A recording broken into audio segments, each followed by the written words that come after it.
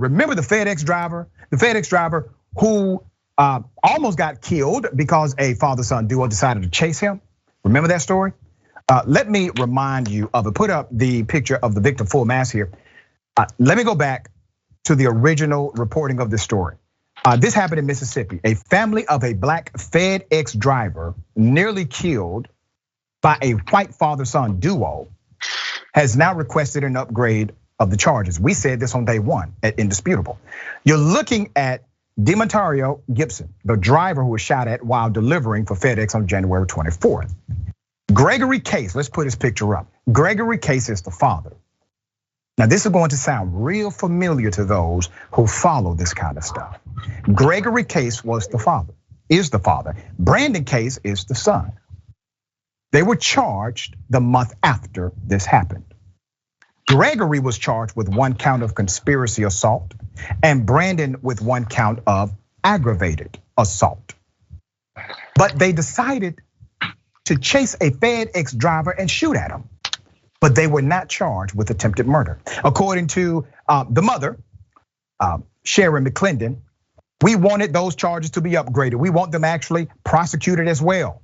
On November 18th, the father-son duo, they decided to chase, November 18th, the charges were upgraded to attempted murder, conspiracy, and shooting at a motor vehicle after Lincoln County, Mississippi grand jury handed out indictments. Let me give you a recount of the story. And why did it take so much for this to happen? Now, first, it happened in January. There was no arrest until February. They literally had to beg for the local police to do the arrest. On the night of the incident, around 7 p.m., Gibson had just delivered a parcel at a home in Brookhaven. This was a Mississippi community. As he returned to his delivery truck, marked in Hertz branding, to drive away, he sees a white pickup truck driven by Gregory Case approach his delivery truck. Gibson grew suspicious and tried to drive away and out of the neighborhood. But that was when he saw Brandon Case standing in the middle of the street with a gun pointed toward him, telling him to stop. But Gibson continued driving. Brandon Case fired several shots into the delivery truck. Gibson has said the original charges were a slap on the wrist and has since been a long drawn process to get the charges upgraded to what they should have been. The Jackson, Mississippi resident says he is still wrestling with the thought he came close to dying at the hands of the cases while doing his job. He believes he was targeted because he was black. Before I go to the attorney's comments, let me remind everyone, we've been through this before. Ahmaud Arbery in South Georgia, same exact MO. They sound as if they are copycat killers. And they do this father-son duo. It's a mirror image of what took place in Brunswick, Georgia, against our dear brother who has now been departed because of 2 white racist men. They did a very similar act and they didn't even get charged with attempted murder initially. Gibson's attorney, Carlos Moore, explained Mississippi law. Mississippi law allows penalty enhancements for crimes motivated by race. So if the cases were convicted of attempted murder and the other crimes for which they have been indicted, the family will request the state to seek penalty enhancements at sentencing.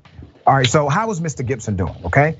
He claims during the incident, FedEx was not much help. Remember, we reported on this as well, that FedEx did not even have his back during his time of crisis.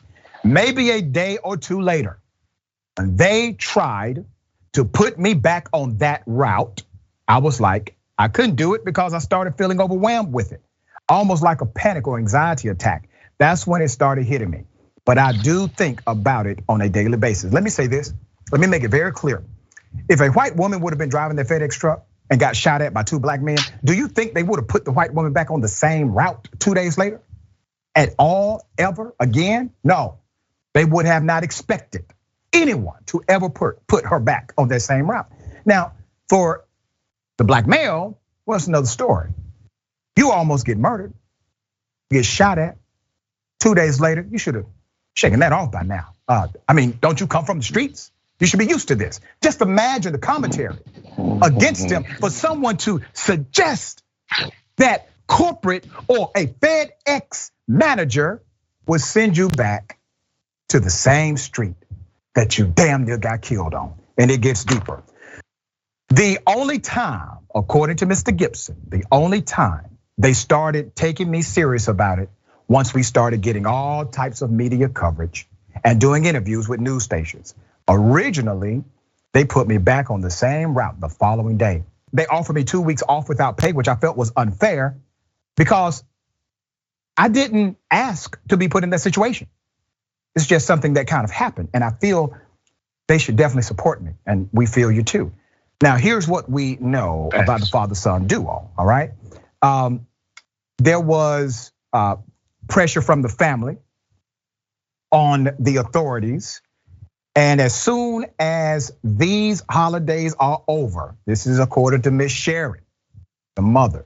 As soon as these holidays are over, we're back out there protesting again.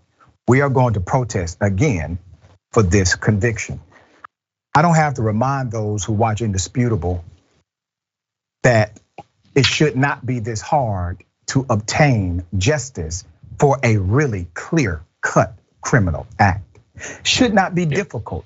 No one should have to protest. No family in the midst of crisis should have to hold a press conference and a rally in order to get some semblance of justice in their local community. Please don't forget, these individuals pay taxes to those same prosecutors, to those same cops, to those same judges. We are literally funding our own oppression. They are taking their tax dollars without taking them seriously. All right, dear brother, thoughts on this? I think there's a invested desire to keep us racially illiterate. The ability to read and write racial situations in our country are very lacking. And I think that when we talk about the concept of racial literacy, we understand how it leads to racial violence and how there's, again, an investment to make sure we're not educated on the ways in which racism politically, socially, economically impacts us. And you and I know that there's always through a language of dog whistles, a language of gaslighting, to say that it's not about you. It wasn't because you was black, Dr. Richie, it's because you look suspicious. Now it's a time of possibility for you to be able to prove you crybaby victim that I'm trying to come at you about being black and not objectively about you being suspicious. So again, just like, playing with our minds, man, and making with more black death and black incarceration is, the impact. And that's why narratives are important, because if you allow false narratives to stand, those narratives create biases.